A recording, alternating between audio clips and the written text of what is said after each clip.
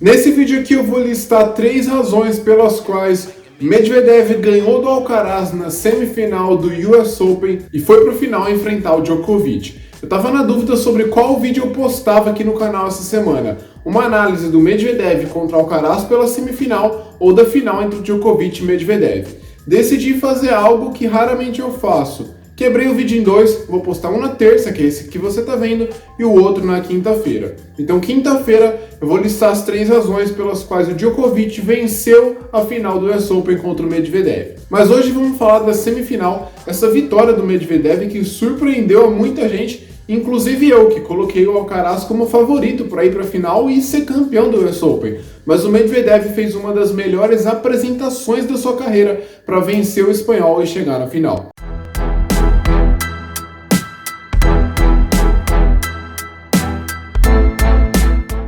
Bom, vamos lá. Como é um vídeo quebrado em 2, então ele não vai ficar muito longo mesmo. Quero citar aqui as 3 razões, rapidinho, e aí na quinta-feira a gente vem com a parte 2 analisando a final. E a primeira razão pela qual o Medvedev ganhou do Alcaraz na semifinal é a postura. E isso começou desde antes da partida, desde a entrevista coletiva que o Medvedev deu antes de entrar em quadra, na verdade um dia antes do jogo, contra o Alcaraz. Nessa entrevista que o Medvedev deu, ele deixou claro que ia entrar em quadra para jogar contra o Alcaraz buscando a vitória. E esse é o ponto que eu queria falar para vocês. A postura do Medvedev, diferentemente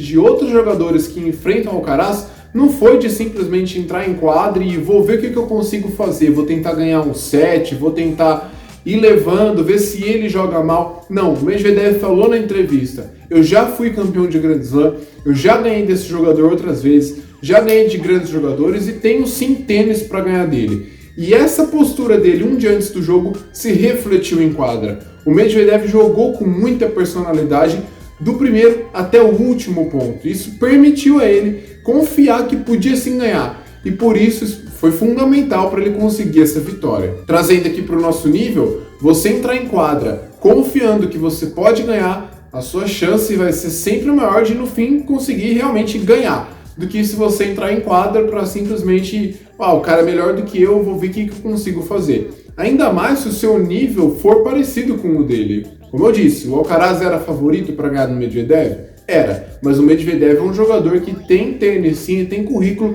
para encarar hoje qualquer jogador no circuito. O segundo ponto pelo qual o Medvedev ganhou do Alcaraz é a confiança na tática. Deixa eu explicar um pouco melhor.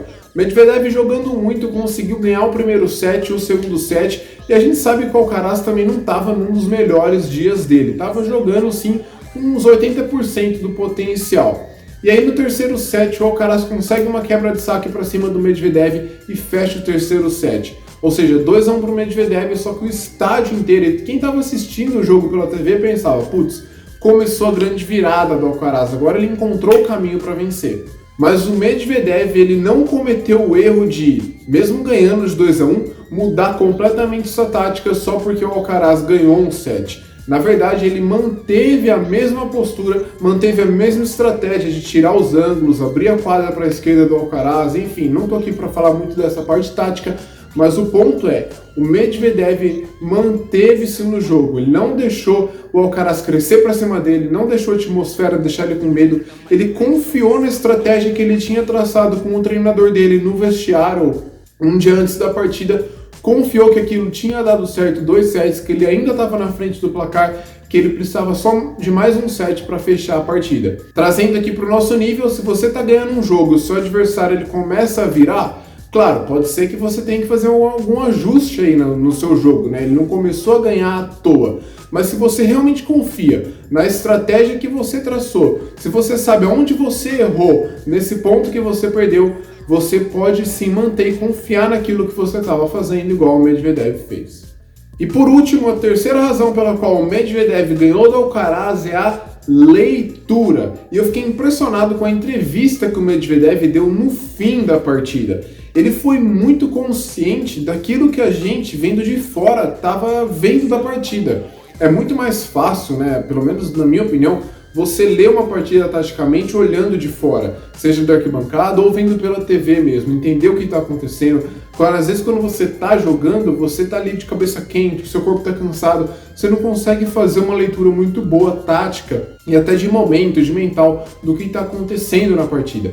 Mas o Medvedev, na entrevista pós-jogo, ele explicou certinho tudo o que aconteceu. Ou seja, a gente tira disso que o Medvedev estava tendo uma leitura do Alcaraz muito consciente ao longo da partida inteira. Voltando para o ponto aqui de número 2, que eu falei do set que o Alcaraz ganhou, o Medvedev ele até falou na entrevista, eu perdi o set, mas eu não joguei tão mal assim. Na verdade, eu abaixei um pouco o nível do meu saque, ele conseguiu uma quebra e foi aí que ele conseguiu a vantagem para fechar o set.